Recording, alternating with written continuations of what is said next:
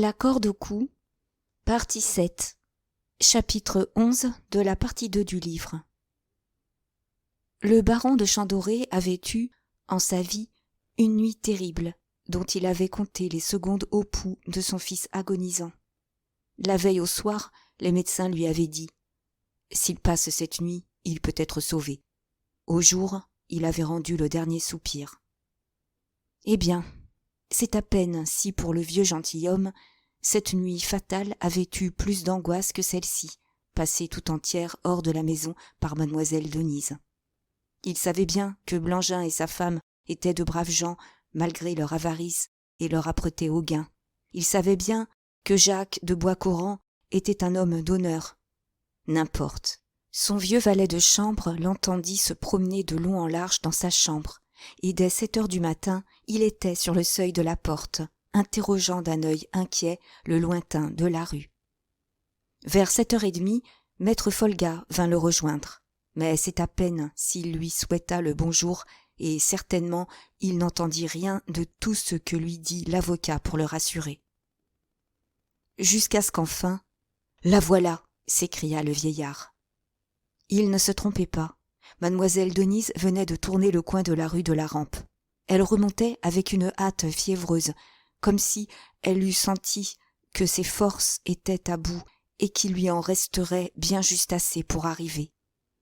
C'est avec une sorte de joie farouche que grand-père Chandoré se jeta au-devant d'elle et qu'il la serra entre ses bras en répétant « Oh, Denise, oh, ma fille bien-aimée, comme j'ai souffert, comme tu as tardé, mais tout est oublié, viens, viens vite. » Et il l'entraîna, il la porta plutôt, dans le salon, et il l'assit mollement sur une causeuse. Il s'agenouilla ensuite près d'elle, riant de bonheur. Mais dès qu'il lui eut pris les mains, « Tes mains sont brûlantes, s'écria-t-il, tu as la fièvre. » Il la regarda, elle venait de relever son voile. « Tu es pâle comme la mort, continua-t-il, tu as les yeux rouges et gonflés. »« J'ai pleuré, bon papa, » répondit-elle doucement. « Pleuré ? Pourquoi ? Hélas, je n'ai pas réussi. » Comme s'il eût été mu par un ressort, monsieur de Chandoré se dressa. « Par le saint nom de Dieu !» s'écria-t-il. « On n'a jamais rien ouï de pareil depuis que le monde est monde. Quoi ? Tu es allé, toi, Denise de Chandoré, le trouver dans sa prison ? Tu l'as supplié ? » Et il est resté inflexible, oui, bon papa. Il ne parlera pas avant la fin de l'instruction. C'est que nous nous étions trompés. Ce garçon n'a ni cœur ni âme. Péniblement, mademoiselle Denise s'était soulevée. « Ah, ne l'accuse pas, bon papa, interrompit-elle. Ne l'accuse pas. Il est si malheureux. » Enfin, que dit-il pour ces raisons ? Il dit que la vérité est tellement invraisemblable que certainement on refusera de le croire, et qu'il se perdrait s'il parlait tant qu'il est au secret et privé de l'assistance d'un défenseur. Il dit que son horrible situation est le résultat d'une exécrable vengeance. Il dit qu'il croit connaître le coupable et que, puisqu'il y est réduit, pour se défendre, il accusera. Témoin silencieux jusqu'à ce moment, maître Folga s'approcha. « Êtes-vous bien sûre, mademoiselle, interrogea-t-il, que monsieur de Boiscoran se soit exprimé ainsi ? » « Oh, très sûr, monsieur, et je vivrai des milliers d'années, que je n'oublierai ni l'expression de son regard, ni le timbre de sa voix. » Monsieur de Chandoré ne permit pas qu'on l'interrompît davantage. « Mais à toi, reprit-il, à toi, chère fille, Jacques a dû dire quelque chose de plus précis. » « Rien. »« Tu ne lui as donc pas demandé ce qu'est cette vérité si invraisemblable ? » ?»« Oh, si. » »« Eh bien, il s'est écrié que c'était à moi surtout qu'il ne pouvait pas la dire, que j'étais la dernière personne du monde à qui il la dirait. »« Cet homme mériterait d'être brûlé à petit feu, » gronda monsieur de Chandoré, puis, à haute voix. « Et tout cela, chère fille, interrogea-t-il, ne te paraît pas bien extraordinaire, bien étrange ? » « Tout cela me semble affreux. »« J'entends. Mais que penses-tu de la conduite de Jacques ? Je pense, bon papa, que s'il agit ainsi, c'est qu'il ne peut agir autrement. Jacques est un homme trop supérieur par l'intelligence et par le courage pour s'abuser grossièrement. Étant seul à savoir, il est seul bon juge de la situation. Plus que personne, je dois respecter ses raisons. Mais le vieux gentilhomme ne se croyait pas obligé de le respecter, lui, et cette réponse résignée de sa petite-fille, achevant de l'exaspérer, il allait lui dire toute sa pensée, lorsqu'elle se leva, non sans effort. « Je suis brisée, bon papa, » fit-elle d'une voix expirante. « Permets-moi, je te prie, de regagner ma chambre. » Elle quitta le salon, en effet. Monsieur de Chantedoré la suivit jusqu'à la porte, et il y resta jusqu'à ce qu'il l'eût vue monter l'escalier au bras de sa femme de chambre. Revenant alors à maître Folga. « On me la tuera, monsieur !» s'écria-t-il, avec une explosion de colère et de désespoir effrayant chez un homme de cet âge. « J'ai vu dans ses yeux, à travers ses larmes, le regard qu'avait sa mère, quand, après la mort de son mari, de mon fils, elle me disait « Je n'y survivrai pas ». Elle n'y a pas survécu, en effet. Et alors, moi, vieillard, je suis resté seul avec cet enfant qui, peut-être, avait en elle le germe du mal affreux qui a emporté sa mère. Seul. Et voilà 20 ans que je retiens mon haleine pour écouter si elle respire toujours du même souffle égal et pur. Vous vous alarmez à tort, monsieur, commença maître Folga. Grand-père Chantedoré secoua la tête. Non, dit-il, mon enfant est peut-être frappé au cœur. Ne venez-vous donc pas de la voir, plus blanche que la cire, et d'entendre sa voix, sans vie et sans chaleur? Mon Dieu, de quelle faute me punissez-vous, en mes enfants? Par pitié, rappelez-moi, à vous, avant celle qui est la joie de ma vie, et ne rien pouvoir pour conjurer le malheur. Vieillard inepte et stupide. Ah, ce Jacques de Boiscoran! S'il était coupable cependant, si cet homme que Denise aime était un assassin! Ah, le misérable!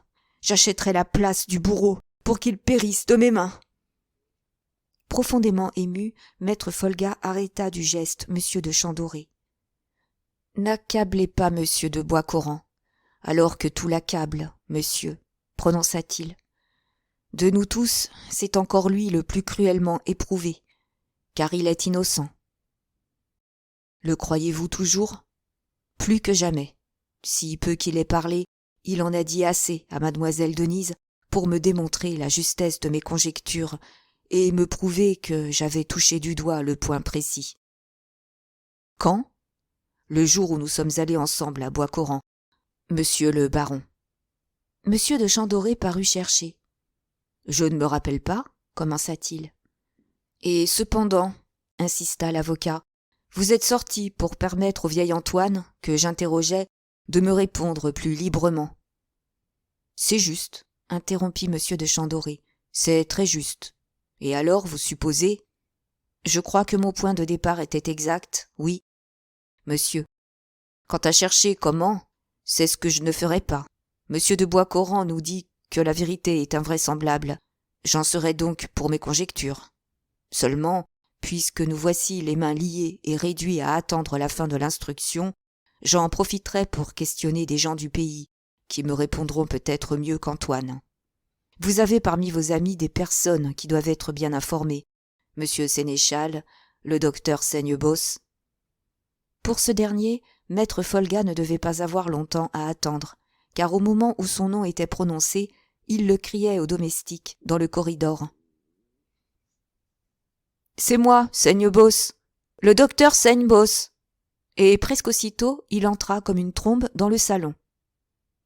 Il y avait alors 4 jours que le docteur Saignebos n'avait paru rue de la Rampe, car il n'était pas venu reprendre lui-même le rapport et les grains de plomb qu'il avait confiés à maître Folga. Il les avait envoyés chercher par son domestique, s'excusant sur l'importance et la multiplicité de ses occupations.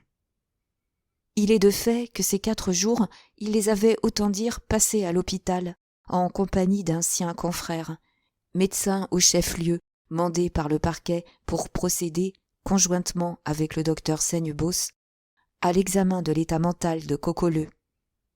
« Et c'est cette expertise qui m'amène, s'écria-t-il dès en entrant. C'est cette expertise qui, si nous n'y mettons bon ordre, est en train d'enlever à monsieur de Boiscoran sa plus belle et sa plus sûre chance de salut. » Après ce que venait de leur rapporter mademoiselle Denise, ni monsieur de Chandoré, ni maître Folga n'attachaient une grande importance à l'état de Cocoleux. Ce mot de salut leur fit pourtant dresser l'oreille. Il n'y a pas de circonstance indifférente dans un procès criminel. « Il y a donc du nouveau, docteur ?» demanda l'avocat. Le médecin commença par fermer soigneusement les portes, et posant sur la table sa canne et son chapeau à large bord, « Non, il n'y a rien de nouveau, répondit-il. On continue, comme par le passé, à vouloir perdre monsieur de Boiscoran, et, pour y parvenir, on ne recule devant aucune manœuvre. »« On ? Qui on ?» demanda monsieur de Chandoré. Dédaigneusement, le docteur haussa les épaules. « En êtes-vous vraiment encore à vous le demander, monsieur ?» répondit-il. « Les faits, cependant, parlent assez haut. Du reste, écoutez. Dans notre département, comme dans plusieurs autres, on trouve, j'ai la douleur de l'avouer, un certain nombre de médecins qui ne sont pas à la hauteur de leur grande mission et qui, même, pour parler net, sont des ânes battés. » Si grave que fût la situation, maître Folga avait quelque peine à réprimer un sourire, tant le docteur avait de singulières façons. « Mais il est un de ces ânes, poursuivait-il, qui, pour l'épaisseur du sabot et la longueur des oreilles, dépasse de beaucoup tous les autres. Eh bien, c'est celui-là que le parquet a trié sur le volet et m'a adjoint. » Sur ce chapitre, il était prudent de brider la verve du docteur Saignebosse. « Bref, interrogea monsieur de Chandoré. « Bref, monsieur, mon docte confrère est absolument persuadé que sa mission de médecin légiste consiste uniquement à opiner du bonnet et à dire amen à toutes les antiennes de la prévention. »« Cocoleux est idiot, » déclare péremptoirement monsieur Galpin d'Aveline. « Il l'est ou doit l'être, répond mon docte confrère. S'il a parlé lors du crime, c'est par suite d'une inspiration d'en haut, reprend le juge d'instruction. Évidemment, conclut le confrère, il y a eu inspiration d'en haut, car enfin, voilà la conclusion du rapport de ce savant docteur. Cocoleux est un idiot qui a été providentiellement illuminé par un éclair de raison. Il ne l'a pas écrit en propres termes, mais c'est tout comme. » Il avait retiré ses lunettes d'or, et il les essuyait avec une sorte de rage. « Mais votre opinion à vous, docteur ?» demanda maître Folga. D'un geste solennel, monsieur Saignebosse rajusta ses lunettes, et froidement, « Mon avis, répondit-il, est que je l'ai longuement développé dans mon rapport. Mon avis est que Cocoleux n'est pas idiot. » Monsieur de Chandoré tressauta, tant la proposition lui parut monstrueuse. Il connaissait Cocoleux, lui. Il l'avait vu traîner par les rues de Sauveterre pendant les 18 mois que ce misérable était resté en traitement chez le docteur. « Quoi, Cocoleux ne serait pas idiot ?» répétait-il. « Non, » déclara péremptoirement monsieur Saignebosse, « et, pour en acquérir la certitude, il n'y a qu'à l'examiner. A-t-il la face large et plate, la bouche démesurée, la peau jaune et tannée, les lèvres épaisses, les dents cariées et les yeux louches? Sa tête déformée se balance-t-elle d'une épaule à l'autre, trop lourde pour le coup? Sa taille est-elle difforme, sa colonne vertébrale déviée? Lui trouvez-vous un ventre volumineux et lâche, les mains lourdes et épaisses, pendant sur les hanches, les jambes gauches, les articulations d'une épaisseur insolite? Messieurs, ce sont là les caractères principaux de l'idiot. Les apercevez-vous chez Cocoleux? Moi, je vois un gaillard qui a une santé de fer, adroit de ses mains, qui grimpe comme un singe sur les arbres pour y dénicher des nids et qui franchit des fossés de 10 pieds. Certes, je ne prétends pas qu'il ait une intelligence normale, mais je soutiens qu'il faut le classer parmi ces imbéciles chez qui certaines autres facultés, en quelque sorte, plus essentielles. Si maître Folga écoutait avec toutes les marques d'un puissant intérêt, il n'en était pas de même de monsieur de Chandoré. « Entre un idiot et un imbécile, commença-t-il. « Il y a un abîme, s'écria monsieur Saignebosse. Et tout de suite, avec une volubilité torrentielle. L'imbécile, poursuivit-il, garde encore des fragments d'intelligence. Il sait parler, exprimer ses sensations, traduire ses besoins. Il associe des idées, compare ses impressions, se souvient, acquiert de l'expérience. Il est capable de ruse et de dissimulation. Il hait, il aime ou il craint. S'il n'est pas toujours sociable, il est toujours accessible aux suggestions d'autrui. On arrive aisément à exercer sur lui une domination absolue. L'inconsistance de ses desseins est caractéristique, et cependant, il est souvent d'une obstination inexpugnable et peut s'attacher à une idée avec une opiniâtreté extraordinaire. Enfin, les imbéciles, précisément, à cause de cette demi-lucidité, sont fréquemment dangereux. C'est parmi eux que se trouvent presque tous ces misérables monomanes que la société est obligée de séquestrer, faute de savoir comment réfréner leurs instincts. Très bien, approuva maître Folga, qui trouvait peut-être là les éléments d'une plaidoirie. Très bien. Le docteur s'inclina. Tel est Cocoleux, prononça-t-il. S'ensuit-il que je l'estime responsable de ses actes? Non, certes, mais il s'ensuit que je puis voir en lui un faux témoin stylé pour perdre un honnête homme. Il était clair qu'un tel système ne plaisait pas à M. de Chantedoré. Autrefois, docteur, fit-il, vous ne disiez pas cela. Je disais même précisément le contraire, monsieur, répondit non sans dignité M. Sagnebos. Je n'avais pas assez étudié Cocoleux et j'ai été sa dupe. Il ne m'en coûte pas de l'avouer. Mais, de mon aveu précisément, je tirerai une preuve de l'astuce et de la perversité obstinée de ces demi-idiots et de leur aptitude à poursuivre un dessein. Après 1 an d'expérience, j'ai renvoyé Cocoleux en déclarant et en croyant certes qu'il était incurable. La vérité est qu'il ne voulait pas être guéri. Les campagnards, ces fins et soupçonneux observateurs, ne s'y sont pas trompés, eux. Presque tous vous diront que Cocoleux est bien plus malin que bête. C'est exact. Il a constaté qu'en exagérant son imbécilité, qui, je le répète, existe, il gagnerait de pouvoir vivre sans travailler. Et il l'a exagéré. Installé chez M. de Clodieuze, il a eu l'art de montrer juste assez d'intelligence pour se rendre plus supportable et s'attirer un meilleur traitement, sans toutefois être astreint à aucune besogne. En un mot, fit M. de Chantedoré, toujours incrédule, Cocoleux serait un grand comédien. Assez grand pour m'avoir trompé, oui, monsieur, répondit le docteur, et s'adressant à maître Folga. Tout cela, reprit-il, je l'avais dit à mon docte confrère avant de le conduire à l'hôpital. Nous y avons trouvé Cocoleux plus que jamais obstiné dans le mutisme dont n'avait jamais pu le tirer M. Galpin d'Aveline. Tous nos efforts pour lui arracher un mot ont échoué, bien qu'il fût très évident pour moi qu'il comprenait. Je voulais recourir à certains artifices fort licites, selon moi, qu'on emploie pour découvrir les simulateurs. Mon confrère s'y est opposé et a été encouragé dans sa résistance, je ne sais de quel droit, par le juge d'instruction. Alors, j'ai demandé qu'on fît venir madame de Clodieuze et qu'on la priât d'interroger Cocoleux, puisqu'elle a le talent de le faire parler. Monsieur d'Aveline ne l'a pas permis, et voilà où nous en sommes.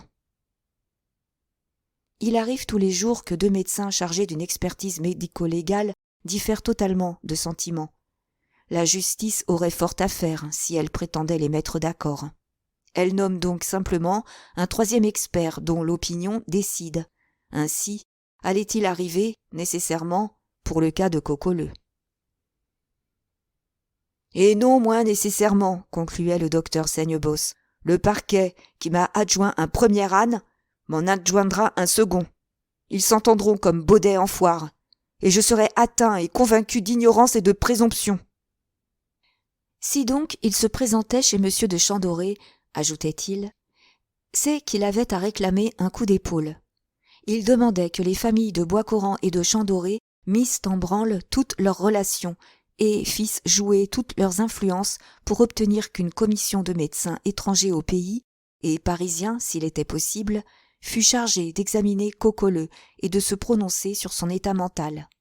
« À des hommes éclairés, disait-il, je me fais fort de démontrer que l'imbécilité de ce triste sujet est en partie simulée, et que son mutisme obstiné n'est qu'un système pour s'éviter des réponses compromettantes. » Mais ni M. de Chandoré ni maître Folga ne répondirent tout d'abord.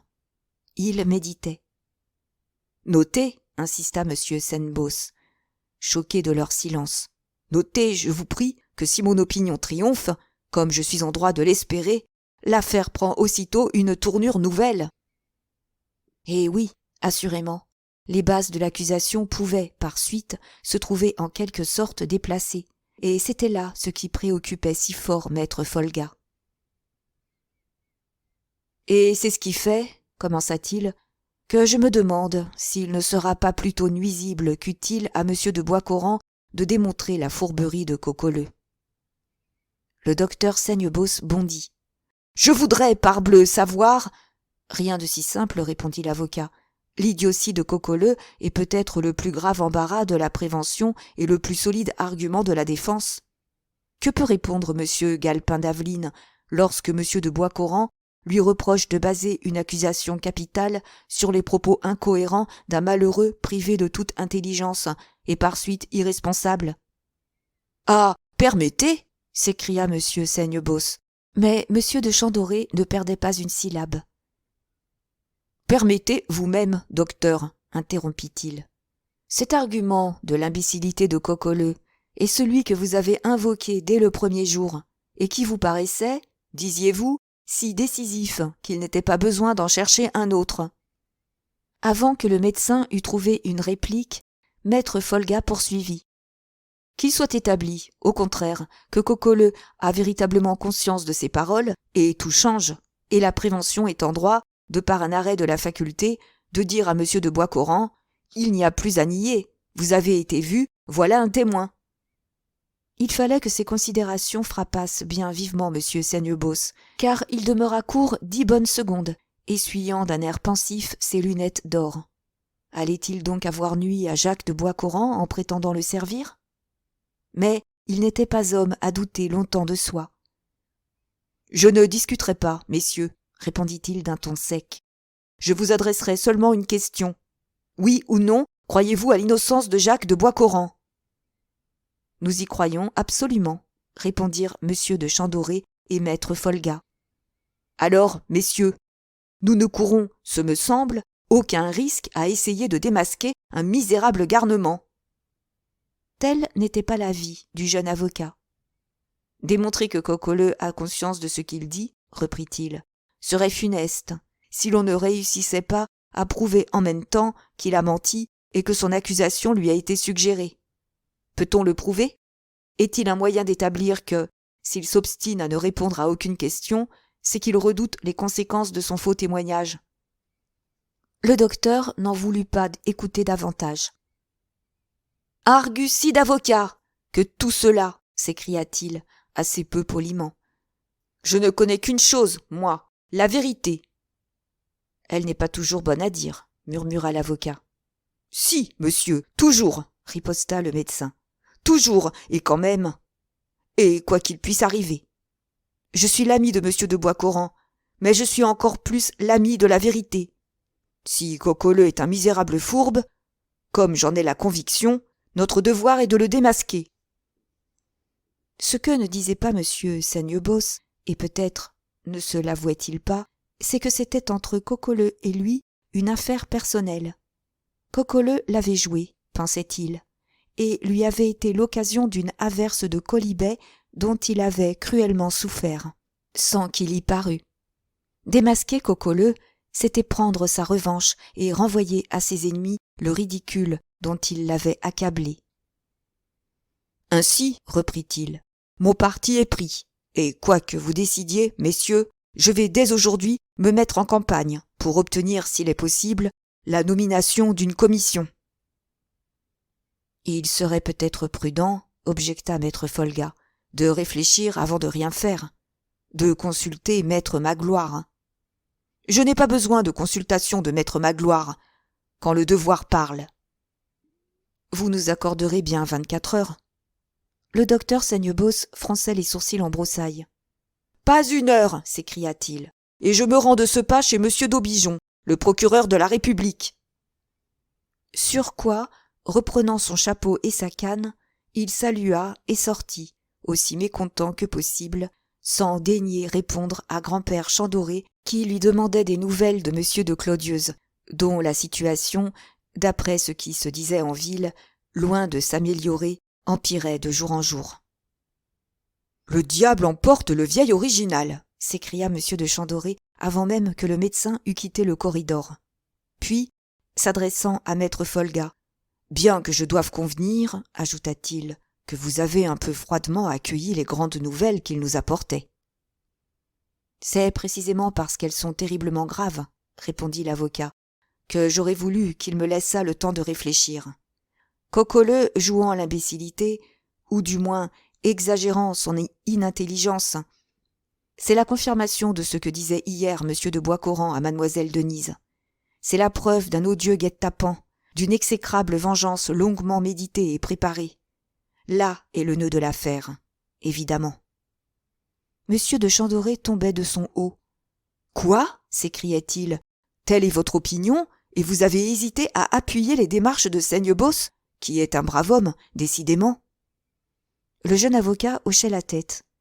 « Si je tenais à gagner 24 heures, c'est que je crois indispensable de consulter monsieur de Boiscoran. Pouvais-je dire cela à monsieur Seignebos ? Avais-je le droit de lui livrer le secret de mademoiselle Denise ? » « C'est juste, » murmura monsieur de Chandoré. « C'est juste. » Mais pour écrire à monsieur de Boiscoran, l'assistance de mademoiselle Denise était indispensable, et ce n'est que dans l'après-midi qu'elle reparut, très pâle encore, mais armée, visiblement, d'une énergie nouvelle. Maître Folga lui dicta les questions à poser aux prisonniers. Elle se hâta de les traduire, et, vers les 4 heures, la lettre fut portée au greffier Méchinet. Le lendemain soir, la réponse arriva. « Le docteur Seignebos doit avoir raison, mes chers amis, » écrivait Jacques. « Je n'ai que trop de raisons d'être sûr que l'imbécilité de Coqueleu est en partie simulée et que sa déposition lui a été suggérée. Cependant, je vous en prie, ne faites aucune démarche pour provoquer une nouvelle enquête médicale. La moindre imprudence peut me perdre. Au nom du ciel, attendez pour agir la fin de l'instruction, qui est prochaine maintenant, d'après ce que me dit Daveline. » C'est en famille que fut lue cette réponse, et sa concision résignée arracha à madame de Boiscoran un cri de désespoir. « Lui obéirons-nous donc ?» s'écria-t-elle. « Lorsqu'il est évident qu'il se perd, le malheureux, en s'obstinant ainsi. » Mademoiselle Denise se leva. « Seul juge de la situation, » prononça-t-elle. « Jacques a le droit de commander, et notre devoir est d'obéir. J'en appelle à maître Folga. » Du geste, le jeune avocat approuvait.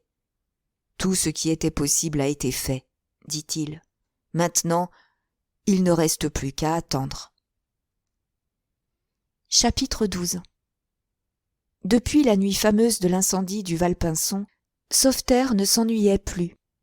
Sauveterre avait sur le tapis, désormais, palpitant d'un intérêt toujours renouvelé, intarissable, fécond en discussions et en conjectures, un sujet de conversation, l'affaire Boiscoran. Où en est l'affaire ? Se demandaient les gens qui s'abordaient. Aussi, lorsque M. Galpin d'Aveline se rendait du palais à la prison et qu'il remontait de son pas solennel et roide la rue nationale, 20 bourgeoises embusquées derrière leurs rideaux cherchaient à surprendre sur son visage les secrets de l'instruction. Elle n'y surprenait que l'empreinte des plus cuisants soucis et une pâleur de jour en jour plus visible, de sorte qu'elle se disait « Vous verrez que ce pauvre monsieur Galpin finira par attraper la jaunisse. » Si triviale que fût l'expression, elle traduisait exactement les sensations de l'ambitieux magistrat. Cette affaire de Boiscoran lui était devenue comme une de ces plaies vives, dont rien ne saurait calmer l'incessante irritation. « J'en ai perdu le sommeil, » disait-il au procureur de la République. L'excellent monsieur d'Aubigeon, qui avait toutes les peines du monde à modérer les ardeurs de son zèle, ne le plaignait que médiocrement. « À qui la faute ?» répondait-il. « Mais on veut parvenir, et les soucis suivent de près la fortune croissante. Crescentem segitur cura pecuniam, majorumque fames. » « Eh, je n'ai fait que mon devoir !» s'écriait le juge d'instruction. « Et ce serait à recommencer que j'agirais de même. » Pourtant, chaque jour lui éclairait d'une lumière plus crue la fausseté de sa situation.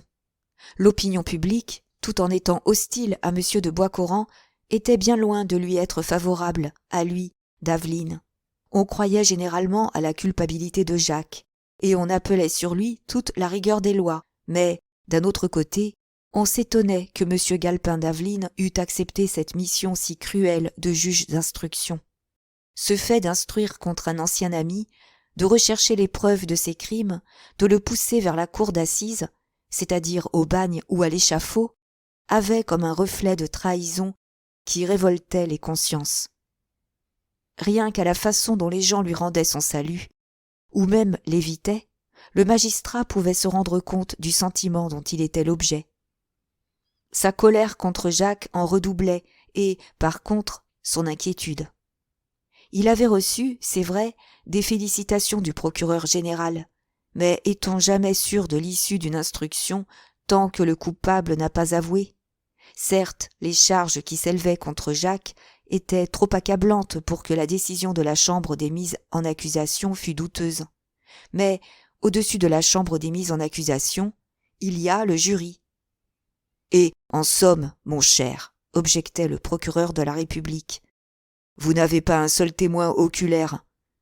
Et comme le dit Loisel en ses maximes du droit coutumier, un seul œil a plus de crédit que deux oreilles non d'audivi. Témoin qui l'a vu est meilleur que cil qui a ouï est plus seur. J'ai cocoleux, interrompit M. d'Aveline, que les éternelles citations de M. d'Aubigeon avaient le don d'exaspérer. Les médecins ont donc décidé qu'il n'est pas idiot? Non, M. Sagnebos est toujours seul de son avis. Alors, du moins, Cocoleux consent à répéter son témoignage? Non. C'est donc comme si vous n'aviez personne. Eh oui, M. d'Aveline ne le comprenait que trop. De là ses angoisses. Plus il étudiait son prévenu, plus il lui trouvait une attitude énigmatique et menaçante qui ne présageait rien de bon. Aurait-il un alibi, pensait-il? Tiendrait-il en réserve, pour le dernier moment, quelques-uns de ces moyens imprévus qui démolissent tout l'échafaudage de la prévention et couvrent de ridicule le magistrat instructeur?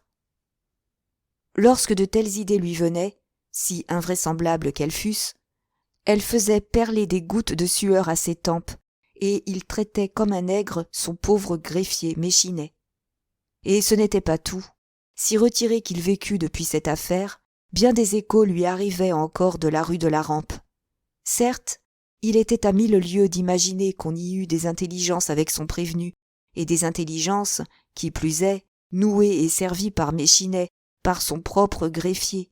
Il eût haussé les épaules si on fût venu lui dire que mademoiselle Denise avait passé une nuit dans la prison et rendu une visite à Jacques. Mais il lui revenait toujours quelque chose des espérances et des projets des parents et des amis de Jacques. Et ce n'est pas sans une secrète terreur qu'il se les représentait, puissants par la fortune et par l'honorabilité, appuyés par de hautes relations, aimés et estimés de tous.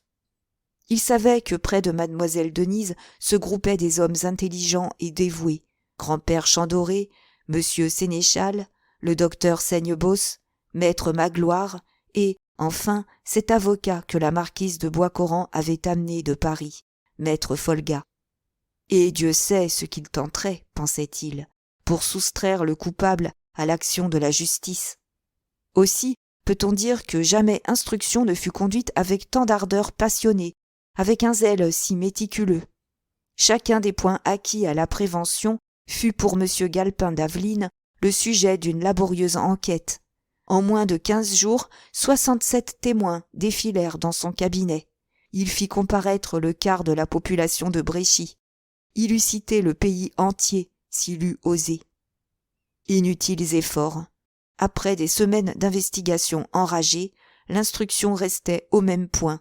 Le mystère demeurait aussi impénétrable. Le prévenu n'avait pas dissipé une seule des charges écrasantes qui pesaient sur lui, mais le juge n'avait pas recueilli une preuve nouvelle à ajouter aux preuves qu'il avait réunies dès le premier jour. Il fallait en finir, cependant. Par une chaude après-midi de juillet, les bourgeoises de la rue Nationale crurent remarquer que M. d'Aveline était plus soucieux encore que d'ordinaire. Elles ne se trompaient pas. Après une longue conférence avec le procureur de la République et le président du tribunal, le juge d'instruction avait pris son parti. Arrivé à la prison, il se fit conduire à la cellule de Jacques de Boiscoran, et là, voilant son émotion d'une roideur plus grande, « Ma pénible mission touche à sa fin, monsieur, » commença-t-il. « L'instruction dont j'étais chargé va être close. Dès demain, les pièces de la procédure, avec un état des pièces servant à conviction, seront transmises à monsieur le procureur général, pour être soumises à la chambre d'accusation. » Jacques ne sourcilla pas. « Bien, » fit-il simplement. « N'avez-vous rien à ajouter, monsieur ?» insista le juge. « Rien, sinon que je suis innocent. » C'est à peine si M. d'Aveline réussit à réprimer un mouvement d'impatience. « Alors, prouvez-le, » fit-il. « Alors, détruisez les charges qui vous accusent, qui vous accablent, qui font que pour moi, pour la justice, pour tout le monde, vous êtes coupable. Alors, parlez, expliquez votre conduite. » Obstinément, Jacques garda le silence. « Votre résolution est bien arrêtée, » reprit encore le juge. « Vous ne voulez rien dire ? Je suis innocent. » Ce n'était pas la peine d'insister. M. Galpin d'Aveline le comprit. « À dater de ce moment, monsieur, dit-il, votre secret est levé. Vous pourrez recevoir, au parloir de la prison, les visites de votre famille. Le défenseur que vous désignerez sera admis dans votre cellule pour conférer avec vous. »« Enfin !» s'écria Jacques avec une explosion de joie. « Et tout de suite, m'est-il permis, demanda-t-il, d'écrire à monsieur de Chantdoré ? »« Oui, répondit le juge. Et si vous voulez écrire immédiatement, mon greffier se chargera de faire parvenir votre lettre ce soir même. » À l'instant même, Jacques de Boiscoran profita de l'occasion, et il eut vite fini, car le billet qu'il écrivit et qu'il remit à Méchinet n'avait que ces 2 lignes. « J'attends, maître Magloire, demain matin, à 9 heures. J. » Du jour où ils avaient compris qu'une fausse démarche pouvait avoir les plus funestes conséquences, les amis de Jacques de Boiscoran s'étaient scrupuleusement abstenus. À quoi bon les démarches, d'ailleurs ? Sur sa seule requête, le docteur Seignebos avait été en partie exaucé, et le parquet avait désigné pour décider de l'état mental de Coqueleu un médecin de Paris, un aliéniste célèbre. C'est un samedi que M. Seignebos vint tout triomphant annoncer rue de la Rampe cette heureuse nouvelle. Dès le mardi suivant, il revenait, blême de colère, raconter son échec. « Il y a des ânes à Paris comme ailleurs !» s'écriait-il, d'une voix à faire vibrer les vitres du salon Chantdoré. « Ou plutôt, en ce temps d'égoïsme trembleur et de servilité avide, les hommes indépendants sont aussi introuvables à Paris qu'en province. J'attendais un savant inaccessible à toutes les considérations mesquines. On m'envoie un farceur qui serait désolé d'être désagréable à messieurs du parquet. Ah, la surprise est cruelle. » Et, toujours comme de coutume, tracassant ses lunettes d'or. « J'étais informé, poursuivait-il, de l'arrivée du confrère de la capitale, et j'étais allé, de ma personne, l'attendre au chemin de fer. Le train arrive, et immédiatement je distingue mon homme, dans la foule. Belle tête, bien encadrée de cheveux grisonnants, œil fin, lèvres gourmandes et narquoises. C'est lui, me dis-je. Il avait bien un peu la mise d'un freluquet, beaucoup de décorations à la boutonnière, des favoris taillés comme les buis de mon jardin, et au lieu de fidèles lunettes, un binocle impertinent. Mais nul n'est parfait. Je m'approche, je me nomme, nous échangeons une poignée de main, je l'invite à déjeuner. Il accepte, et bientôt nous voilà à table, lui rendant bonne justice à mon vin de Bordeaux, moi lui exposant méthodiquement l'affaire. Le repas fini, il veut voir Coqueleu. Nous nous rendons à l'hôpital, et là, tout de suite, après un seul coup d'œil, « Ce garçon, s'écrie-t-il, est tout bonnement le plus complet type d'idiot que j'ai vu de ma vie. » Un peu déconcerté, j'entreprends de lui réexpliquer l'affaire. Il refuse de m'écouter. Je le supplie de revoir Coqueleu, il m'envoie promener. Blessé, je lui demande alors comment il explique le témoignage si net de cet idiot la nuit du crime. Il me répond en chantonnant qu'il ne l'explique pas. Je veux discuter, il me plante là, pour se rendre au tribunal. Et savez-vous où il dînait, le soir même? À l'hôtel, avec notre confrère du chef-lieu. Et là, il rédigeait de concert un rapport qui boucle Cocoleux dans la plus parfaite imbécilité qui se puisse rêver. Il se promenait à grands pas par le salon et, sans rien écouter, il continuait. Mais le sieur Galpin aurait tort de chanter victoire. Tout n'est pas dit. On ne se débarrasse pas comme cela du docteur Saignebosse. J'ai dit que Cocoleux est un ignoble fourbe, un misérable simulateur, un faux témoin. Je le prouverai. Bois-Coran peut compter sur moi.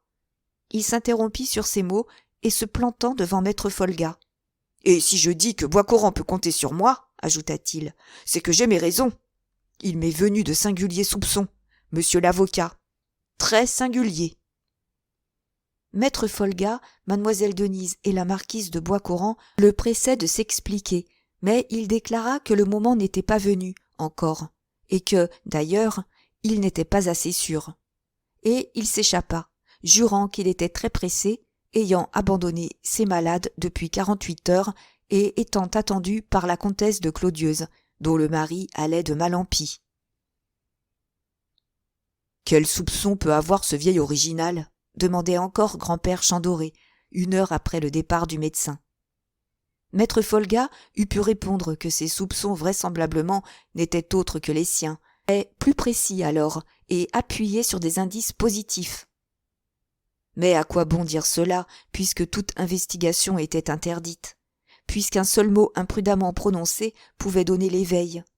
À quoi bon troubler d'espérance peut-être aussitôt déçue la morne tristesse de ces longues journées qui, l'une après l'autre, s'écoulaient à attendre le bon plaisir de M. Galpin d'Aveline? Déjà, à ce moment, les nouvelles de Jacques de Bois-Coran étaient devenues plus rares. Les interrogatoires n'ayant lieu qu'à d'assez longs intervalles, Méchinet était quelquefois jusqu'à 4 ou 5 jours sans apporter de lettres. « C'est la plus intolérable des agonies », ne cessait de répéter madame de Bois-Coran. L'heure du dénouement allait sonner. Mademoiselle Denise se trouvait seule au salon un après-midi lorsqu'elle crut reconnaître dans le vestibule la voix du greffier. Précipitamment, elle sortit. Elle ne s'était pas trompée. « Ah! L'instruction est terminée !» s'écria-t-elle, comprenant bien qu'il ne fallait rien moins que ce grave événement pour décider Méchinet à se montrer en plein jour rue de la Rampe. « En effet, mademoiselle, » répondit le brave garçon, « et c'est sur l'ordre de monsieur d'Aveline que je vous apporte ce billet de monsieur de Bois-Coran. » Elle le prit, elle le lut d'un coup d'œil et, oubliant tout, à demi folle de joie, elle courut à son grand-père et à maître Folga, criant en même temps à un domestique d'aller bien vite chercher maître Magloire. Moins d'1 heure plus tard, le premier avocat de Sauveterre arrivait, et quand on lui eut remis le billet qui le mandait, « J'ai promis mon assistance à monsieur de Bois-Coran, dit-il d'un ton embarrassé. Elle ne lui fera pas défaut. Je serai demain près de lui à l'ouverture de la prison, et je viendrai vous rendre compte de notre entrevue. » On ne put rien lui tirer de plus. Il était visible qu'il ne croyait pas à l'innocence de son client. Dès qu'il fut sorti, « Jacques est fou !» s'écria M. de Chandoré, « de confier sa défense à un homme qui doute ainsi de lui. »« Maître Magloire est un honnête homme. »« Bon papa, » dit mademoiselle Denise, « s'il pensait compromettre Jacques, il se retirerait. » Pour cela, oui, maître Magloire était un honnête homme, et encore assez accessible aux sentiments tendres pour que l'idée lui fût affreuse de revoir prisonnier, accusé d'un crime odieux, et accusé justement, pensait-il, un homme qu'il avait aimé et que, malgré tout, il aimait encore. Il n'en dormit pas de la nuit, et chacun put remarquer sa mine soucieuse lorsqu'il traversa la ville le lendemain matin pour se rendre à la prison. Blangin, le geôlier, le guettait. « Ah, venez vite, monsieur !» lui cria-t-il. « Le prévenu est fou d'impatience. » Lentement, et avec un sourd battement de cœur, le célèbre avocat gravit les 3 escaliers. Il traversa la longue galerie. Blangin lui ouvrit une porte. Il était dans la cellule de Jacques de Boiscoran. « Enfin, vous voilà !» s'écria le malheureux jeune homme en se jetant au cou de maître Magloire. « Enfin, je vois un visage ami et je presse une main loyale. Ah, j'ai cruellement souffert, si cruellement que je m'étonne que ma raison ait résisté. Mais vous voici, vous êtes près de moi, je suis sauvé. » Si l'avocat se taisait, c'est qu'il était effrayé des ravages de la douleur sur la physionomie si noble et si intelligente de Jacques. C'est qu'il s'épouvantait du désordre de ses traits, de l'éclat délirant de ses yeux, du rire convulsif qui pinçait ses lèvres. « Malheureux !» murmura-t-il enfin. Jacques se méprit, et il devait se méprendre au sens de cette exclamation. Il recula, plus blanc que le plâtre du mur. « Vous me croyez coupable ?» s'écria-t-il. « Je crois, mon pauvre ami, que tout vous accuse, » répondit l'avocat. Une expression d'indicible désespoir contracta le visage de Jacques. « En effet, » interrompit-il, avec un éclat de rire terrible, « il faut que les charges soient bien accablantes, puisqu'elles ont convaincu mes amis les plus chers. Aussi, pourquoi me suis-je tu le premier jour ? L'honneur, effroyable duperie. Et cependant, victime d'une inconcevable vengeance, je me tairais encore, s'il ne s'agissait que de la vie. Mais il y va de mon honneur, de l'honneur des miens, de la vie de Denise. Je parlerai. À vous, Magloire, je dirai la vérité.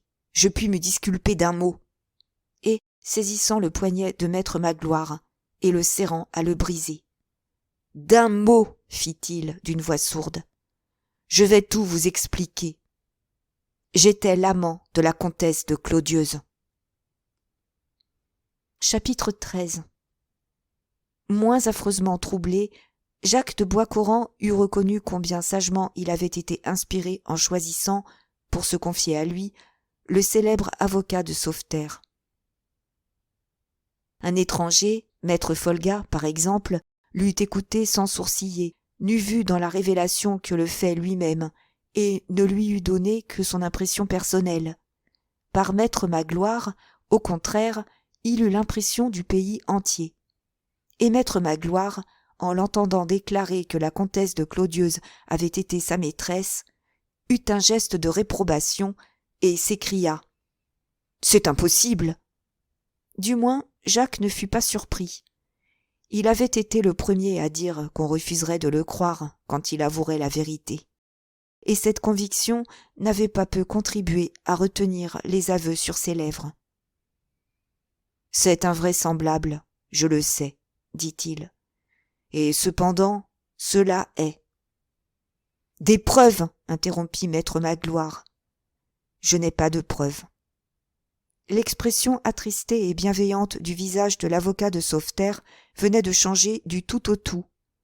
Il y avait de l'étonnement et de l'indignation dans le regard obstiné qu'il fixait sur le prisonnier. « Il est de ces choses, reprit-il, qu'il est bien téméraire d'avancer, lorsqu'on n'est pas à même de les prouver. Réfléchissez. Ma situation me commande de tout dire. Pourquoi avoir tant attendu ? J'espérais qu'on m'épargnerait cette horrible extrémité. Qui on ? Madame de Clodieuse. De plus en plus, maître Magloire fronçait les sourcils. Je ne suis pas suspect de partialité, prononça-t-il. Le comte de Clodieuse est peut-être le seul ennemi que j'ai en ce pays. Mais c'est un ennemi acharné, irréconciliable. Pour m'empêcher d'arriver à la chambre et m'enlever des voix, il est descendu à des actes peu dignes d'un galant homme. Je ne l'aime point, mais la justice m'oblige à déclarer hautement que je considère la comtesse de Clodieuse comme la plus haute, la plus pure et la plus noble manifestation de la femme, de l'épouse, de la mère de famille. Un sourire amer crispait les lèvres de Jacques. Et cependant, j'étais son amant, dit-il. Quand ? Comment ? Madame de Clodieuse habitait à Levalpinçon. Vous habitiez Paris. Oui, mais tous les ans, Madame de Clodieuse venait passer le mois de septembre à Paris, et je venais plusieurs fois à Boiscoran. Il est bien difficile que, d'une telle intrigue, il n'ait pas transpiré quelque chose. C'est que nous avons su prendre nos précautions. Et personne, jamais, ne s'est douté de rien? Personne. Mais Jacques s'irritait à la fin de l'attitude de maître Magloire. Il oubliait qu'il n'avait que trop prévu les flétrissants soupçons auxquels il se voyait en butte. « Pourquoi toutes ces questions » s'écria-t-il. « Vous ne me croyez pas ? Soit. Laissez-moi du moins essayer de vous convaincre. Voulez-vous m'écouter » Maître Magloire attira une chaise et, s'y plaçant, non à la façon ordinaire, mais à cheval et croisant les bras sur le dossier. « Je vous écoute, dit-il. » Livide, l'instant d'avant, la face de Jacques de Boiscoran était devenue pourpre. La colère flambait dans ses yeux. Être traité ainsi, lui, jamais les hauteurs de M. Galpin d'Aveline ne l'avaient offensé autant que cette condescendance froidement dédaigneuse de maître Magloire. La pensée de lui commander de sortir traversa son esprit. Mais après, il était condamné à vider jusqu'à la lie le calice des humiliations, car il fallait se sauver, avant tout, se retirer de l'abîme. « Vous êtes dur, Magloire, » prononça-t-il d'un ton de ressentiment à grand-peine contenu, « et vous me faites impitoyablement sentir l'horreur de ma situation. Oh, ne vous excusez pas. À quoi bon? Laissez-moi parler, plutôt. » Il fit au hasard quelques pas dans sa cellule, passant et repassant la main sur son front, comme pour y rassembler ses souvenirs. Puis, d'un accent plus calme. « C'est, commença-t-il, dans les premiers jours du mois d'août 1866, à Boiscoran, où j'étais venu passer quelques semaines près de mon oncle, que, pour la première fois, j'ai aperçu la comtesse de Clodieuze. Le comte de Clodieuze et mon oncle étaient alors au plus mal, toujours au sujet de ce malheureux cours d'eau qui traverse nos propriétés, et un ami commun, monsieur de Besson, s'était mis en tête de les réconcilier et les avait décidés à se rencontrer chez lui à dîner. Mon oncle m'avait emmené avec lui. La comtesse avait accompagné son mari. Je venais d'avoir 20 ans, elle en avait 26. En la voyant, je restais béat d'admiration. Il me semblait que jamais encore je n'avais rencontré une femme si parfaitement belle et gracieuse, ni contemplé un si charmant visage, des yeux si beaux, un sourire si doux. Elle ne parut pas me remarquer, je ne lui adressai pas la parole, et cependant je sentis en moi comme un pressentiment que cette femme jouerait un rôle dans ma vie, et un rôle fatal. Même. L'impression fut si vive qu'en sortant de la maison où nous avions dîné, je ne pus me retenir d'en dire quelque chose à mon oncle. Il se mit à rire et me répondit que je n'étais qu'un nigaud et que si jamais mon existence était troublée par une femme, ce ne serait pas par la comtesse de Clodieuze. En apparence, il avait 1000 fois raison. À peine pouvait-on imaginer un événement qui, de nouveau, me rapprocha de la comtesse. La tentative de réconciliation de M. de Besson avait complètement échoué. Madame de Clodieuze vivait au Valpinçon. Je repartais le surlendemain pour Paris. Je partis cependant préoccupé, et le souvenir du dîner de M. de Besson palpitait encore dans mon esprit, quand, à 1 mois de là, à Paris, me trouvant à une soirée chez M. de Chalus, le frère de ma mère, il me sembla reconnaître Madame de Clodieuze. C'était bien elle, je la saluai, et voyant, à la façon dont elle me rendait mon salut, qu'elle me reconnaissait, je m'approchai tout tremblant, et elle me permit de m'asseoir près d'elle. Elle m'apprit qu'elle était à Paris pour 1 mois, comme tous les ans, chez son père, le marquis de Tassard de Bruck. Elle était venue à cette soirée à son corps défendant et ne s'y amusait guère, détestant le monde. Elle ne dansait pas, je restai à causer avec, jusqu'au moment où elle se retira. J'étais amoureux fou en la quittant, et cependant je ne cherchais pas à la revoir. C'était encore le hasard qui nous réunit. Un jour que j'avais affaire à Melun, arrivant à la gare comme le train allait partir, je n'eus que le temps de me jeter dans le wagon le plus rapproché de l'entrée. Dans ce wagon était Madame de Clodieuze. Elle me dit, et je ne retins que cela de tout ce qu'elle me dit, qu'elle se rendait à Fontainebleau chez une de ses amies avec laquelle, chaque semaine, elle passait le mardi et le samedi.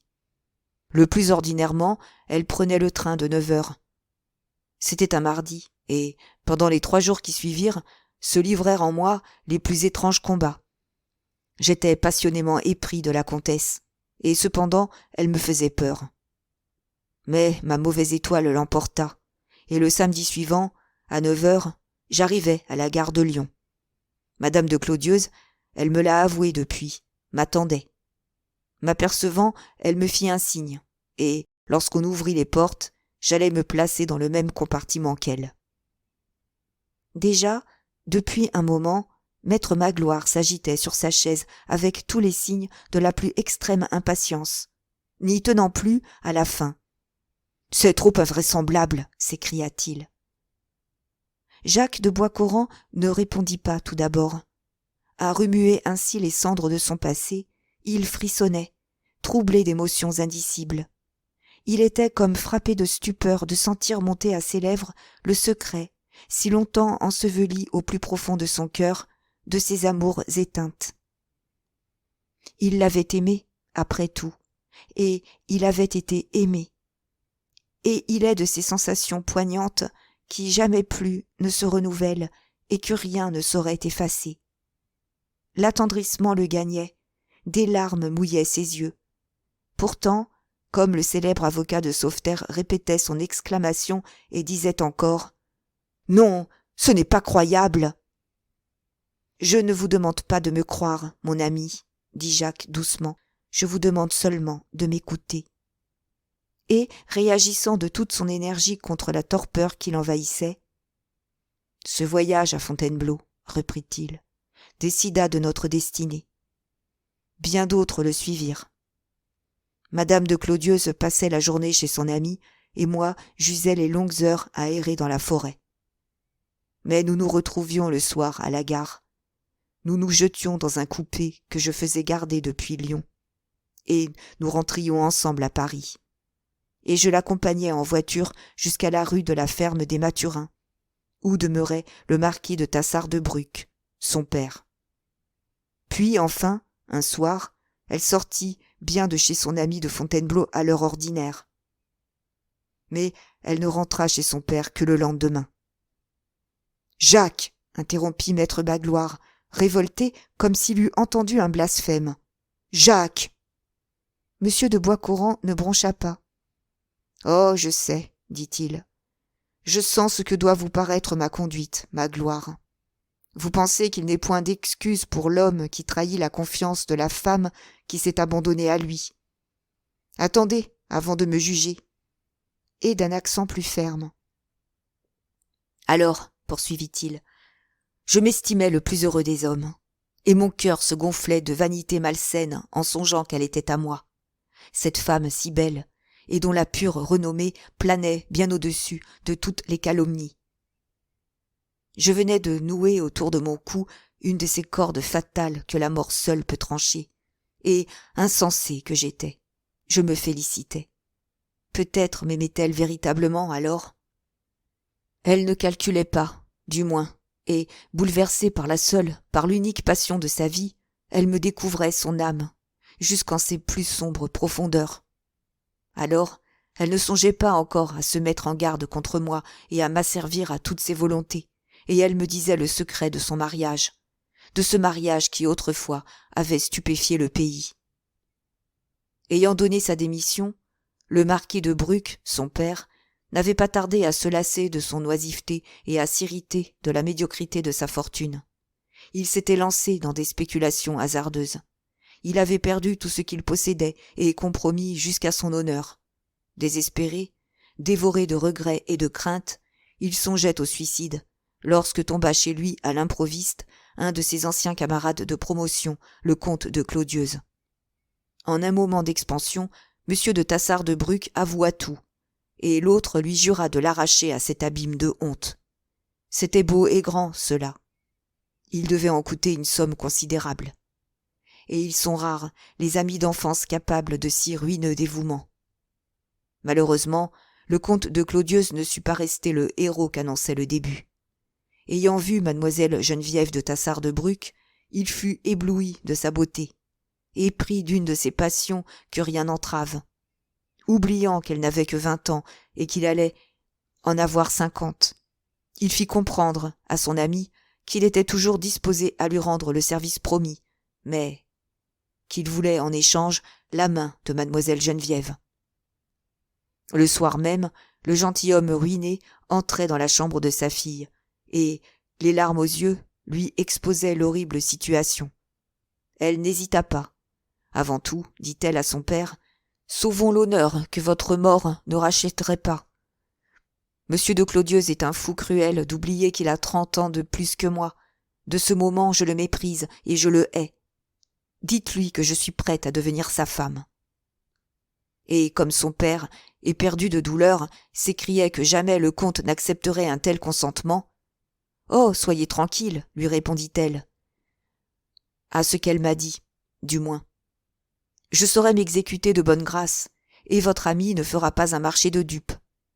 Mais je sais ma valeur, et si grand que soit le service qu'il vous rend, rappelez-vous que vous ne lui devez rien. » À moins de 15 jours de là, en effet, mademoiselle Geneviève avait laissé soupçonner au comte de Clodieux qu'elle pouvait l'aimer, et, 1 mois plus tard, elle devenait sa femme.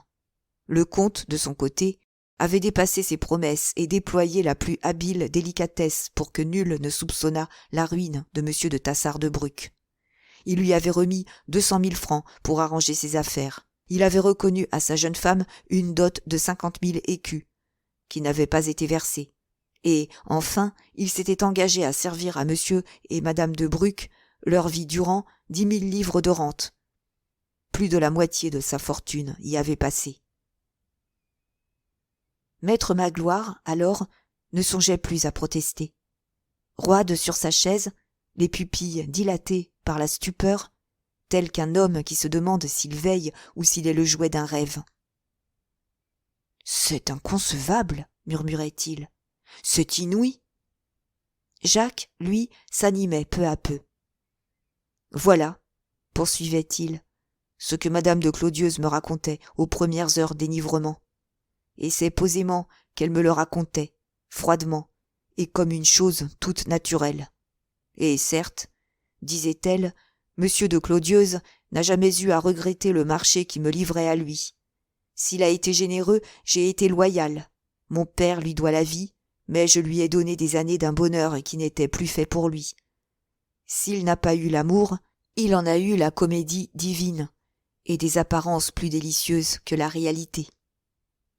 Et, comme je ne savais pas dissimuler mon étonnement, « Seulement, ajoutait-elle en riant, j'apportais au marché une restriction mentale. Je me réservais de prendre, quand elle passerait à ma portée, ma part de bonheur ici-bas. Cette part, c'est vous, Jacques, et ne croyez pas qu'aucun remords me trouble. Tant que mon mari se croira heureux, je serai dans les termes du contrat. » Ainsi elle parlait. En ce temps, Magloire, et un homme plus expérimenté eût été effrayé. Mais j'étais un enfant. Mais je l'aimais de toute mon âme et de toute ma chair. J'admirais son génie et je méprenais de ses sophismes. Une lettre du comte de Clodieux nous éveilla de notre songe. Imprudente pour la première et la dernière fois de sa vie, la comtesse était restée à Paris 3 semaines de plus qu'il n'était convenu, et son mari inquiet parlait de venir la chercher. « Il faut rentrer au Valpinçon, me dit-elle, car il n'est rien que je ne sacrifie à la renommée que j'ai su me faire. Ma vie, la vôtre, la vie de ma fille, je sacrifierai tout, sans hésiter, à ma réputation d'honnête femme. Nous étions alors, les dates sont restées dans ma mémoire comme dans du bronze. Nous étions, dis-je, au 12 octobre. Je ne saurais, me dit-elle, rester plus d'1 mois sans vous voir. D'aujourd'hui en 1 mois, c'est-à-dire le 12 novembre, à 3 heures précises, trouvez-vous dans le bois de Roche-Pommier, au carrefour des Hommes Rouges. J'y serai. » Et elle partit, me laissant plonger dans une extase qui m'empêchait de souffrir de notre séparation. La pensée que j'étais aimé d'une telle femme m'emplissait d'un orgueil excessif, et qui m'évita, je puis l'avouer, bien des écarts. L'ambition me mordait au cœur en songeant à elle. Je voulais travailler, me distinguer, conquérir une supériorité quelconque. Je veux qu'elle soit fière de moi, me disais-je, honteux de n'être rien à mon âge que le fils d'un père riche. 10 fois déjà, maître Magloire s'était soulevé sur sa chaise, et ses lèvres avaient remué comme s'il allait présenter une objection. Mais il s'était engagé, vis-à-vis de lui-même, à ne pas interrompre et de son mieux Il tenait parole. Cependant, continuait Jacques, l'époque fixée par madame de Clodieuze approchait. Je partis pour Bois-Coran, et aujourd'hui, un peu après l'heure indiquée, j'arrivai au carrefour des Hommes Rouges. Si j'étais ainsi en retard, ce dont j'étais désolé, c'est que je connaissais fort imparfaitement les bois de Roche-Pommier, et que l'endroit choisi par la comtesse pour notre rendez-vous est situé au plus épais des futaies. Le temps était d'une rigueur extraordinaire pour la saison. Il était tombé beaucoup de neige la veille, les sentiers étaient tout blancs et une bise âpre secouait les flocons dont les arbres étaient chargés. De loin, j'aperçus la comtesse de Clodieuze, marchant avec une sorte d'impatience fébrile dans un étroit espace où le terrain était sec et abrité du vent par d'énormes blocs de rochers. Elle portait une robe de soie grenat, très longue, un manteau de drap garni de fourrure et une toque de velours pareille à sa robe. En 3 bonds, je fus près d'elle, mais elle ne sortit pas la main de son manchon pour me la tendre, et, sans me permettre de m'excuser de mon retard, « Quand êtes-vous arrivé à Bois-Coran » me demanda-t-elle d'un ton sec. « Hier soir. »« Quel enfant vous faites » s'écria-t-elle en frappant du pied. « Hier soir. Et sous quel prétexte ?»« Je n'ai pas besoin de prétexte pour venir visiter mon oncle. »« Et il n'a pas été surpris de vous voir tomber chez lui, en cette saison, par un temps pareil ?»« Mais, si, un peu, » répondis-je niaisement, incapable que j'étais de lui dissimuler la vérité. Son mécontentement redoublait. « Et ici, » reprit-elle, « comment êtes-vous ici ?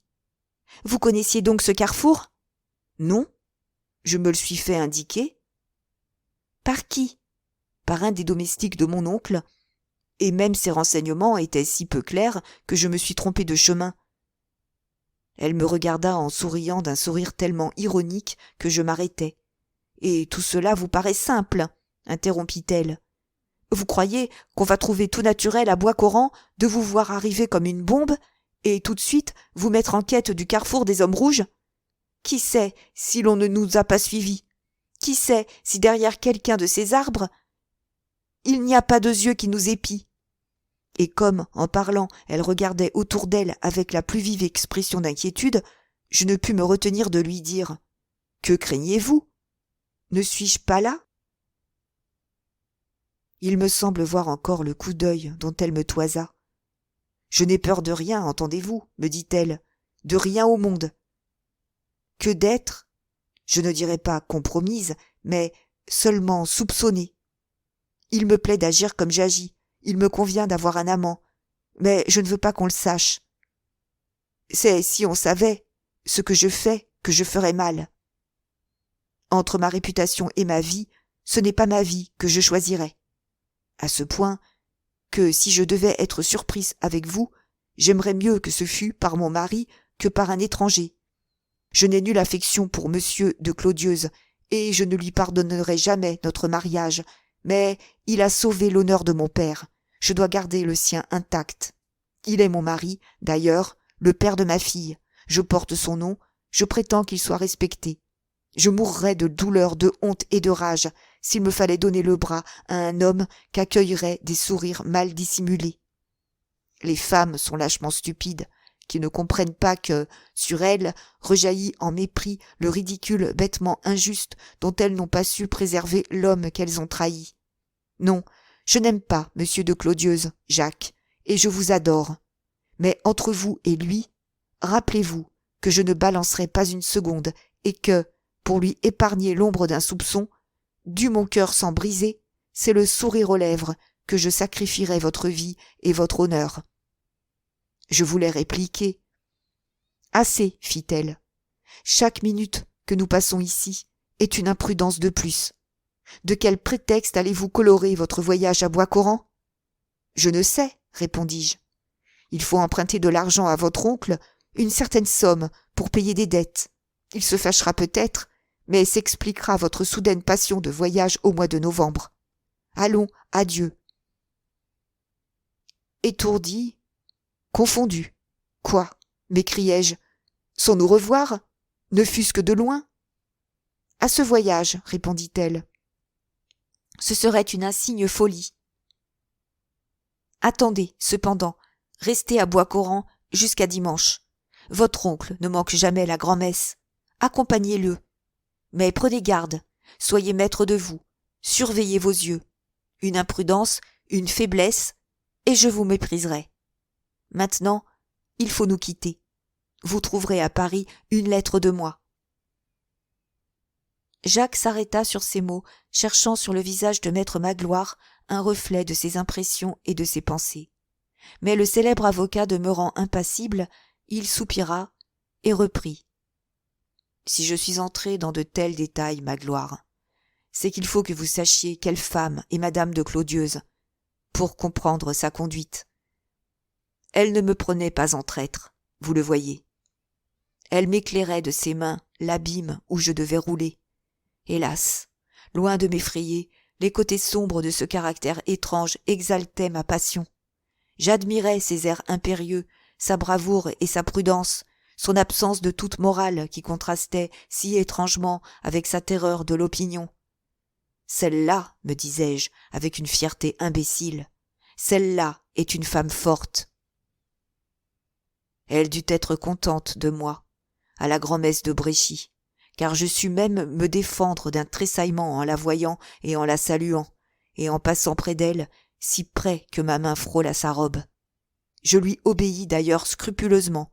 Je demandai 6 000 francs à mon oncle, qui me les donna en souriant, car c'était le plus généreux des hommes, mais qui me dit en même temps « Je me doutais bien que ce n'était pas uniquement pour courir le bois de Roche-Pommier que tu étais venu à Bois-Coran. » Cette futile circonstance devait encore contribuer à redoubler mon admiration pour madame de Clodieuze.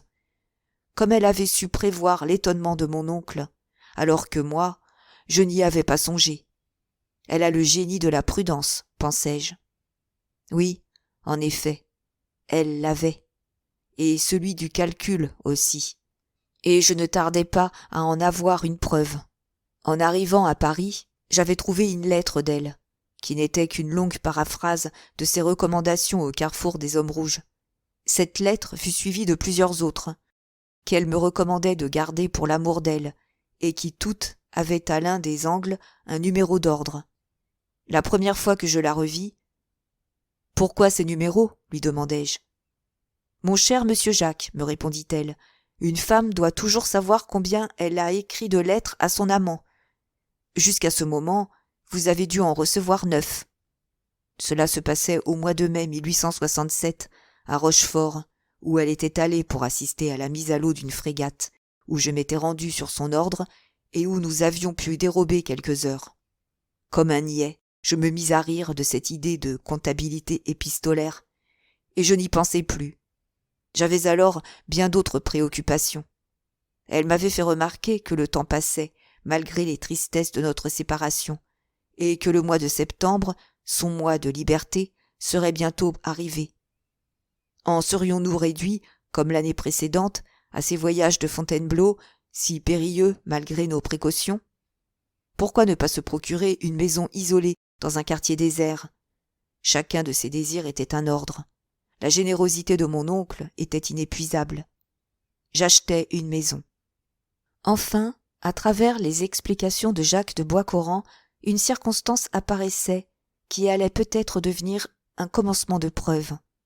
Aussi, maître Magloire tressaillit-il, et vivement. « Ah, vous avez acheté une maison ?» interrompit-il. « Oui, une jolie maison avec un grand jardin, rue des Vignes à... »« Et elle vous appartient encore ?»« Oui. »« Vous en avez les titres, par conséquent. » Jacques eut un geste désolé. « Ici encore, dit-il, la fatalité est contre moi. Il y a toute une histoire au sujet de cette maison. » Plus promptement qu'elle s'était éclaircie, la physionomie de l'avocat de Sauveterre se rembrunit. « Ah, il y a une histoire, fit-il.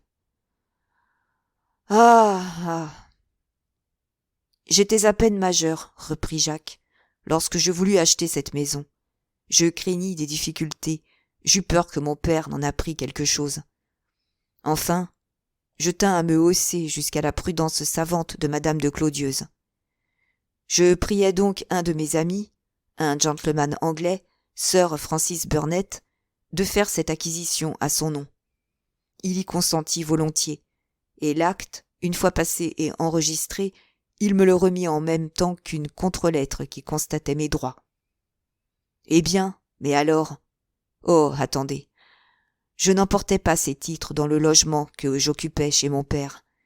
Je les déposais dans le tiroir d'un meuble de ma maison de Passy. Quand la guerre éclata, je ne songeais pas à les reprendre. J'avais quitté Paris avant l'investissement, vous le savez, puisque je commandais une compagnie de mobiles du département. Pendant les 2 sièges, ma maison fut successivement occupée par des gardes nationaux, par des soldats de la commune et par les troupes régulières. Lorsque je rentrais, je retrouvais bien les 4 murs troués par les obus, mais tous les meubles avaient disparu, et mes titres avec eux. Et Sir Francis Burnett? Il a quitté la France au moment de l'invasion, et j'ignore ce qu'il est devenu. 2 de ses amis d'Angleterre auxquels j'ai écrit m'ont répondu, l'un qu'il devait être en Australie, l'autre qu'il le croyait mort. Et vous n'avez fait aucune démarche pour vous assurer la propriété d'un immeuble qui vous appartient légitimement? Aucune, jusqu'à présent.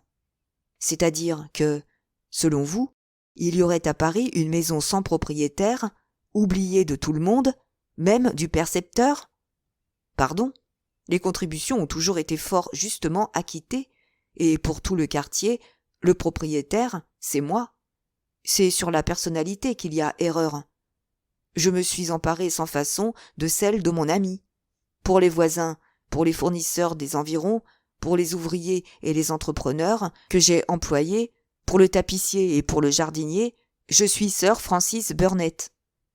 Allez demander Jacques de Boiscoran, rue des Vignes, on vous répondra « connais pas ». Demandez Sir Burnett, on vous dira « ah, très bien », et on vous tracera mon portrait. C'est d'un air peu convaincu que maître Magloire branlait la tête. « Alors, fit-il, vous dites que madame de Clodieux est allée dans cette maison de Passy. Plus de 50 fois en 3 ans. Cela étant, on l'y connaît. Non. Cependant, Paris n'est pas sauve-terre, Magloire, et on n'y est pas exclusivement préoccupé de ce que fait, dit ou pense le voisin. La rue des Vignes est fort déserte, et la comtesse prenait, pour venir et pour partir, les plus habiles précautions. Soit, j'admets cela pour l'extérieur, mais à l'intérieur. Vous aviez bien quelqu'un pour garder et entretenir cette maison que vous n'habitiez pas, et pour vous servir quand vous y veniez. J'avais une servante anglaise. Eh bien, cette fille doit connaître madame de Clodieux. Jamais elle ne l'a seulement entrevue. Oh, lorsque la comtesse devait venir, ou quand elle sortait, ou quand nous voulions nous promener dans le jardin, j'envoyais cette fille aux courses. Je l'ai envoyée jusqu'à Orléans pour nous débarrasser d'elle 24 heures. Le reste du temps, nous nous tenions à l'étage supérieur, et nous nous servions nous-mêmes. Visiblement, maître Magloire était au supplice. « Vous devez vous abuser, reprit-il. Les domestiques sont curieux, et se cacher d'eux, c'est irriter leur curiosité jusqu'à la folie. Cette fille doit vous avoir épié. Cette fille doit avoir trouvé le moyen de voir la femme que vous receviez. On peut l'interroger. Est-elle toujours à votre service? Non, elle m'a quitté lors de la guerre. Pour aller? En Angleterre, je suppose. De sorte qu'il faut renoncer à la retrouver. Je le crois. Renonçons-y, donc. Mais votre valet de chambre, le vieil Antoine, avait toute votre confiance. Ne lui avez-vous jamais rien dit? Jamais. Une seule fois, je l'ai fait venir rue des Vignes. Et encore était-ce parce qu'en glissant dans l'escalier, je m'étais foulé le pied. De sorte qu'il vous est impossible de prouver que madame de Clodieux est allée à la maison de Passy. Vous n'avez ni une preuve, ni un témoin de sa présence. J'ai eu des preuves autrefois. Elle avait apporté divers menus objets à son usage. Ils ont disparu pendant la guerre. Ah oui, fit maître Magloire, toujours la guerre. Elle répond à tout. Jamais aucun des interrogatoires de M. Galpin d'Aveline n'avait été aussi pénible à Jacques de Boiscoran que cette série de questions rapides trahissant une désolante incrédulité. « Ne vous ai-je pas dit, Magloire, reprit-il, que madame de Clodieuse avait le génie de la circonspection. Il est aisé de se cacher quand on peut jeter l'argent sans compter. Est-il possible que vous me fassiez un crime de n'avoir pas de preuves à fournir ? Le devoir d'un homme d'honneur n'est-il pas de tout faire au monde pour préserver de l'ombre d'un soupçon la réputation de la femme qui s'est fiée à lui ?